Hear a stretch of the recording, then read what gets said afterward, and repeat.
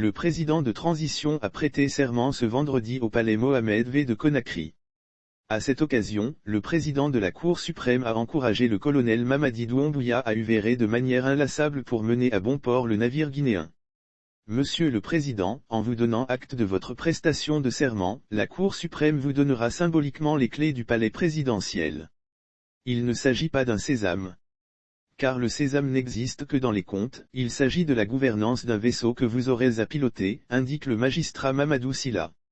Déjà, poursuit-il, vous savez déjà que c'est un pilotage difficile, car le navire est chargé de beaucoup d'événements douloureux, d'exigences nombreuses et des attentes immenses et urgentes.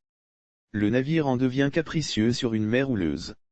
Méfiez-vous à le mener à bon port sans tanguer, ni être dérouté de cap dans le rassemblement et le développement par la force de la vague de la démagogie et la tempête de culte de la personnalité. Tout porte à croire et à espérer que vous demeurerez un bon navigateur et timonier imperturbable.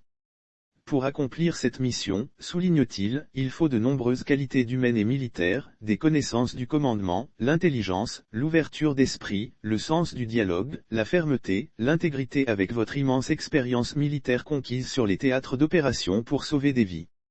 Il ose espérer que nous ne revivrons plus les effets de la fragilisation de la démocratie, de l'excès du pouvoir, du règne de l'impunité. Nous rêvons de voir les populations de Guinée vivre du partage équitable du produit de l'ensemble de leurs produits naturels grâce à l'instauration d'un système de gestion de l'économie qui privilégie la transparence et la promotion de la compétence suivant des critères d'objectivité et de neutralité de la fonction publique.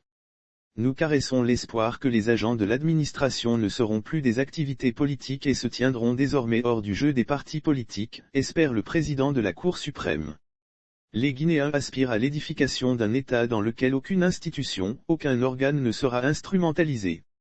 Un État dans lequel, comme vous avez déclaré répétitivement, dans lequel la justice indépendante et impartiale sera à la loi le phare et la boussole parce que les bases de la primauté de droit auront été installées sur le socle indescriptible de l'égalité et de la démocratie inclusive.